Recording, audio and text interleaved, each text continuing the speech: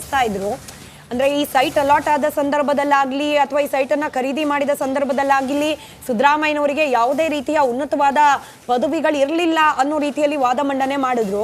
ಅದಕ್ಕೆ counter argument Tushar Mehta ಅವ್ರ ಕಡೆಯಿಂದ ಬರ್ತಾ ಇದೆ. ನೋಡಿ, ಸೈಟ್ ಕೊಡಬೇಕು ಅಂತ ಡಿಸಿಷನ್ ತಗೊಂಡ ಮೂಡಾದ ಸಭೆಯಲ್ಲಿ ಮುಖ್ಯಮಂತ್ರಿಗಳ ಪುತ್ರನೇ ಇದ್ರು. ಇದಲ್ವಾ ಕಾನ್ಫ್ಲಿಕ್ಟ್ ಆಫ್ ಇಂಟ್ರೆಸ್ಟ್?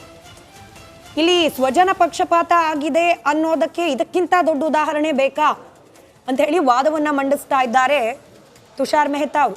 ಇನ್ಫ್ಯಾಕ್ಟ್ ಶ್ರುತಿ ಹೇಳ್ತಾ ಇದ್ದ ಹಾಗೆ ರಿಪಬ್ಲಿಕ್ ಕನ್ನಡದಲ್ಲಿ ಈ ಬಗ್ಗೆ ಹಿಂದೆನೇ ನಾವು ವರದಿ ಪ್ರಸಾರ ಮಾಡಿದ್ವಿ ವಿತ್ ಡಾಕ್ಯುಮೆಂಟ್ಸ್, ದಾಖಲೆಗಳ ಸಮೇತ. ಯಾವ ರೀತಿ ಮೂಡಾದಲ್ಲಿ ನಡೆದ ಈ 50-50 ಅನುಪಾತದಲ್ಲಿ ಸೈಟ್ ಹಂಚಿಕೆ ಆಗಬೇಕು ಅನ್ನೋ ಕಾರಣಕ್ಕೆ ನಡೆದ ಮೀಟಿಂಗ್ನಲ್ಲಿ ಯತೀಂದ್ರ ಸಿದ್ದರಾಮಯ್ಯನವರು ಕೂಡ ಇದ್ರು. ಅವರ ಸಮ್ಮುಖದಲ್ಲೇನೆ ನಿರ್ಣಯಗಳನ್ನ ತೆಗೆದುಕೊಳ್ಳಲಾಗಿತ್ತು ಅನ್ನೋದಕ್ಕೆ ದಾಖಲೆಗಳ ಸಮೇತ ಸುದ್ದಿ ಪ್ರಸಾರ ಮಾಡಿದ್ವಿ. ಇವತ್ತು ಅದೇ ವಿಚಾರವನ್ನ ಕೋರ್ಟ್ನಲ್ಲಿ ತುಷಾರ್ ಮೆಹ್ತಾ ಅವರು ತಮ್ಮ ವಾದದ ಭಾಗವಾಗಿ ಮಂಡಿಸ್ತಾ ಇದ್ದಾರೆ. ಸಿಎಂಗೆ ಶೋಕಾಸ್ ನೋಟಿಸ್ ವಿಚಾರಕ್ಕೆ ಸಂಬಂಧಪಟ್ಟಂತೆ ಕೂಡ ಇಲ್ಲಿ ಪ್ರಸ್ತಾಪ ಮಾಡಲಾಗಿದೆ. ಜುಲೈ 26ರಂದು ಸಿಎಂಗೆ ಶೋಕಾಸ್ ನೋಟಿಸ್ ನೀಡಲಾಗಿದೆ ಅಂತ ಮತ್ತೊಂದು ಅಪ್ಡೇಟ್ ಲಭ್ಯವಾಗ್ತಾ ಇದೆ. ಈ ವಿಚಾರದಲ್ಲಿ ಎಜಿಯು ಸರ್ಕಾರಕ್ಕೆ ಸಲಹೆ ನೀಡಿದ್ದಾರೆ. 40-60 ಇಂದ 50-50ಗೆ ಸೂತ್ರ ಬದಲಾಗಿದೆ. ಮೂಡ ಆರೋಪದ ಬಗ್ಗೆ ಕೂಡ ಒಂದಷ್ಟು ವಿಚಾರಗಳೇನಾಗ್ತಾ ಇತ್ತಲ್ಲ, ಈ 50-50 ಅನುಪಾತದಲ್ಲೇ ಸೈಟ್ ಬೇಕು ಅಂತ ಕೇಳಿದ್ರು ಸಿಎಂ. ಅವರ ಪ್ರಭಾವ ಬಳಸಿ ಅಧಿಕಾರಿಗಳ ಮೇಲೆ ಒತ್ತಡ ತಂದು ಅಧಿಕಾರದ ದುರ್ಬಳಕೆ ಆಗಿದೆ ಅನ್ನುವಂಥ ವಿಚಾರ ಇತ್ತಲ್ಲ, ಇದೆಲ್ಲವೂ ಕೂಡ ಇಲ್ಲಿ ಪ್ರಸ್ತಾಪ ಆಗ್ತಾ ಇದೆ. ಎಜಿಯು ಕೂಡ ಸರ್ಕಾರಕ್ಕೆ ಸಲಹೆ ನೀಡಿದ್ದಾರೆ. ಈ ವಿಚಾರದಲ್ಲಿ 40-60 ಇಂದ 50-50ಗೆ ಸೂತ್ರ ಬದಲಾಗಿದೆ ಅನ್ನುವಂಥ ವಿಚಾರವನ್ನ ಪ್ರಸ್ತಾಪ ಮಾಡಿದ್ದಾರೆ. ಮೂಡ ಆರೋಪದ ಬಗ್ಗೆ ಪ್ರಸ್ತಾಪ ಮಾಡಲಾಗಿದೆ.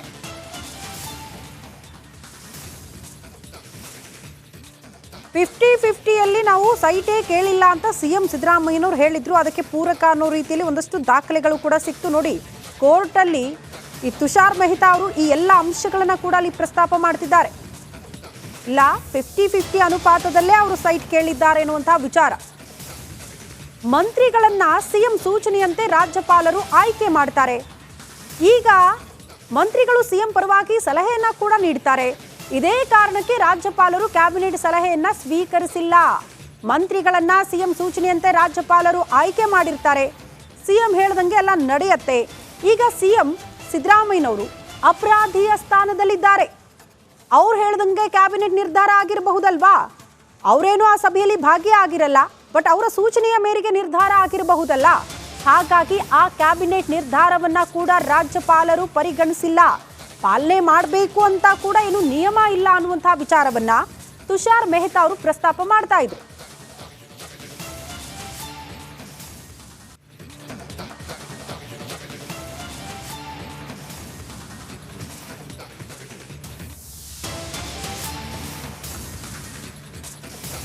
ಇಲ್ಲಿ ದುರಾದೃಷ್ಟ ಅಂದ್ರೆ ಅರ್ಜಿದಾರರು ವಾದ ಮಾಡ್ತಾರೆ. 17A ನಲ್ಲಿ ಪೊಲೀಸರು ಮಾತ್ರ ಅನುಮತಿ ಪಡೆಯಬೇಕೆಂದು, ಆದರೆ ಯಾರು ಬೇಕಾದರೂ ಅನುಮತಿ ಪಡೆಯಬಹುದು. ಇಲ್ಲಿ ದುರಾದೃಷ್ಟ ಅಂದ್ರೆ ಅರ್ಜಿದಾರರು ವಾದ ಮಾಡ್ತಾರೆ.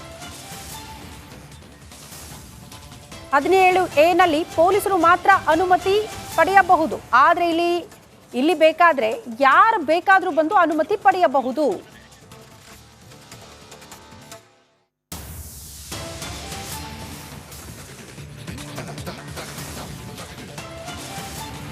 ಗಮನಿಸ್ತಾ ಇದೀವಿ ಮೂಡ ವಿಚಾರಕ್ಕೆ ಸಂಬಂಧಪಟ್ಟಂತೆ ಯಾವ ರೀತಿ ವಾದ ಪ್ರತಿವಾದ ಆಗ್ತಾ ಇದೆ ಅಂತ.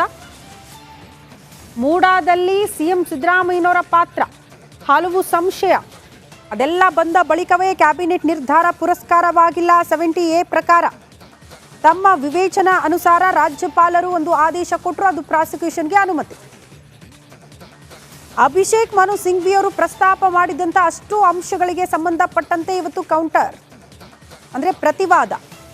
ತುಷಾರ್ ಮೆಹ್ತಾ ಅವರು ಒಂದಷ್ಟು ಅಂಶಗಳನ್ನು ಉಲ್ಲೇಖ ಮಾಡ್ತಿದ್ದಾರೆ. ಅಭಿಷೇಕ್ ಮನು ಸಿಂಘ್ವಿ ಅವರು ಬಹಳ ಸ್ಪಷ್ಟವಾಗಿ ಹೇಳಿದ್ರು, ವಿವೇಚನಾ ಬಳಸದೆ ರಾಜ್ಯಪಾಲರ ತರಾತುರಿ ನಿರ್ಧಾರ. 3 ದೂರಿನ ಪೈಕಿ 1 ದೂರಿನ ಸಂಬಂಧ ಶೋಕಾಸ್ ನೋಟಿಸ್ ಅಲ್ಲಿ, ಬಟ್ ಪ್ರಾಸಿಕ್ಯೂಷನ್ಗೆ ಅನುಮತಿ ಕೊಡುವಾಗ ಅಷ್ಟು ಅಂದರೆ 3 ದೂರು ಅಂತ ನೀವು ಉಲ್ಲೇಖ ಮಾಡಿದ್ದೀರಿ ಹೇಗೆ ಅನ್ನೋದನ್ನ ಪ್ರಶ್ನೆ ಮಾಡಿದ್ರು. ಅದಕ್ಕೆ ಇವತ್ತು ಒಂದು ಕ್ಲಾರಿಟಿ ಕೊಡುವಂತಹ ಪ್ರಯತ್ನವನ್ನ ಕೂಡ ತುಷಾರ್ ಮೆಹ್ತಾ ಅವರು ಮಾಡಿದ್ರು. 40-60 ಇಂದ 50-50 ಸೂತ್ರ ಬದಲಾಗಿದೆ. ಮೂಡ ಆರೋಪದ ಬಗ್ಗೆ ಕೂಡ ಪ್ರಸ್ತಾಪ ಮಾಡಲಾಗಿದೆ. ಈ ವಿಚಾರದಲ್ಲಿ ಎಜಿಯು ಸರ್ಕಾರಕ್ಕೆ ಸಲಹೆ ನೀಡಿದ್ದಾರೆ. ಈ ವಿಚಾರವನ್ನ ತುಷಾರ್ ಮೆಹ್ತಾ ಅವರು ಪ್ರಸ್ತಾಪ ಮಾಡ್ತಾ ಇರೋದು. 17A ಅಡಿ ಅನುಮತಿ ಇಲ್ಲದೆ ಪೊಲೀಸರು ತನಿಖೆ ನಡೆಸೋ ಹಾಗಿಲ್ಲ. ಈ ಬಗ್ಗೆ ನ್ಯಾಯಮೂರ್ತಿಗಳು ಪ್ರಸ್ತಾಪ ಮಾಡ್ತಾ ಇರುವಂತಹ ವಿಚಾರಗಳು ಈಗ ನಾವು ಗಮನಿಸ್ತಾ ಇದ್ದೀವಿ. 17A ಅಡಿಯಲ್ಲಿ ತನಿಖೆಯನ್ನ ನಡೆಸಬೇಕು ಅಂತಂದ್ರೆ ಪೊಲೀಸರಿಗೆ ಅನುಮತಿಯ ಅವಶ್ಯಕತೆ ಇರುತ್ತೆ.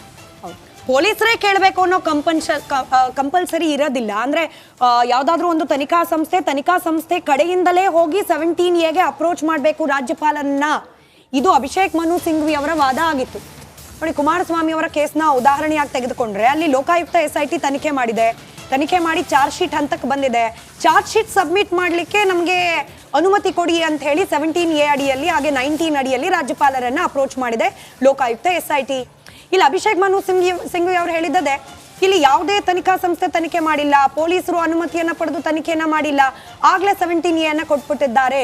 ಆದ್ರೆ ತುಷಾರ್ ಮೆಹ್ತಾ ಅವರು ವಾದ ಮಂಡನೆ ಮಾಡ್ತಾ ಇದ್ದಾರೆ, ಪೊಲೀಸರೇ ಅನುಮತಿಯನ್ನ ಕೇಳಬೇಕು ಅಂತಿಲ್ಲ. ಇನ್ಫ್ಯಾಕ್ಟ್ ಪೊಲೀಸರು ತನಿಖೆಯನ್ನ ಮಾಡಬೇಕು ಅಂತಂದ್ರೆ 17A ಅಡಿಯಲ್ಲಿ ಅನುಮತಿ ಅವಶ್ಯಕತೆ ಇರುತ್ತೆ. ಎರಡೂ ಕೂಡ ಸಪರೇಟ್ ಆದ ಸಿನಾರಿಯೋ. ಪೊಲೀಸರೇ ಕೇಳಬೇಕು ಅಂತಿಲ್ಲ, ಬಟ್ ಪೊಲೀಸರು ತನಿಖೆಯನ್ನ ಮುನ್ನಡೆಸಬೇಕು ಅಂದ್ರೆ 17A ಅಲ್ಲಿ ಬೇಕಾಗತ್ತೆ. ಈಗ ದೂರುದಾರರು ಅನುಮತಿಯನ್ನ ಕೇಳಿರೋದು ಯಾಕೆ? ನ್ಯಾಯಾಲಯಗಳಲ್ಲಿ ಅಂದ್ರೆ ಜನಪ್ರತಿನಿಧಿಗಳ ನ್ಯಾಯಾಲಯದಲ್ಲಿ 2 ಸಪರೇಟ್ ಕಂಪ್ಲೇಂಟ್ ಏನ್ ರಿಜಿಸ್ಟರ್ ಆಗಿದೆ. ನ್ಯಾಯಾಲಯಗಳು ಆ ಕಂಪ್ಲೇಂಟ್ ಅನ್ನ ಕೈಗೆತ್ತಿಕೊಂಡು ಮುಂದೆ ತನಿಖಾ ಸಂಸ್ಥೆಗಳಿಗೆ ತನಿಖೆಗೆ ಅನುಮತಿ ನೀಡಬೇಕು ಅಂತಂದ್ರೆ ಆ ತನಿಖಾ ಸಂಸ್ಥೆಗಳು ಕೈಗೆತ್ಕೊಳ್ಬೇಕು ಅಂದ್ರೆ 17A ಅವಶ್ಯಕತೆ ಬರುತ್ತೆ. ಹೀಗಾಗಿ ಪೂರ್ವಭಾವಿಯಾಗಿಯೇ ರಾಜ್ಯಪಾಲರ ಬಳಿಯಲ್ಲಿ 17Aಗೆ ಅನುಮತಿಯನ್ನ ಕೇಳ್ತಾ ಇದ್ದಾರೆ. ಪೊಲೀಸರ ತನಕ ಹೋಗಿ ಅದಾದ ಮೇಲೆ ಕೇಳಬೇಕು ಅನ್ನೋ ಕಂಪಲ್ಷನ್ ಇಲ್ಲ. ಇದನ್ನ ನ್ಯಾಯಪೀಠಕ್ಕೆ ತಮ್ಮ ವಾದದ ಮೂಲಕ ತಿಳಿಸಿ ಹೇಳ್ತಾ ಇದ್ದಾರೆ ತುಷಾರ್ ಮೆಹ್ತಾ ಅವರು.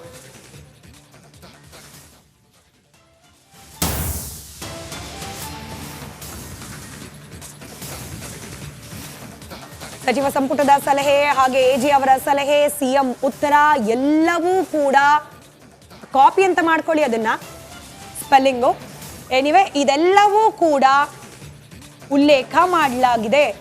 ಸಚಿವ ಸಂಪುಟದ ಸಲಹೆ, AG ಸಲಹೆ, CM ಉತ್ತರ ಎಲ್ಲವೂ ಕೂಡ ರಾಜ್ಯಪಾಲರ ನೋಟಿಸ್ನಲ್ಲಿ ಅವರ ಟಿಪ್ಪಣಿಯಲ್ಲಿ ಕಾಪಿ ಪೇಸ್ಟ್ ಆಗಿದೆ. ಯಾವ ಮಟ್ಟಕ್ಕೆ ಅಂದ್ರೆ ಕಾಮಾ ಫುಲ್ ಸ್ಟಾಪ್ ಸಮೇತ ಎಲ್ಲೂ ಮಿಸ್ ಮಾಡಿಲ್ಲ.